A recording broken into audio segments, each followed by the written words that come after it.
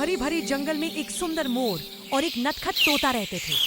मोर को अपने रंग बिरंगे पंखों पर बहुत घमंड था, जबकि तोता अपनी मीठी बोली पर इतराता था। एक दिन जंगल में आग लग गई। तोते ने अपनी तेज आवाज से सबको सावधान किया और मोर ने अपने बड़े पंख फैलाकर छोटे जानवरों को बचाया। तब दोनों समझ गए कि हर किसी की अपनी खासियत होती है।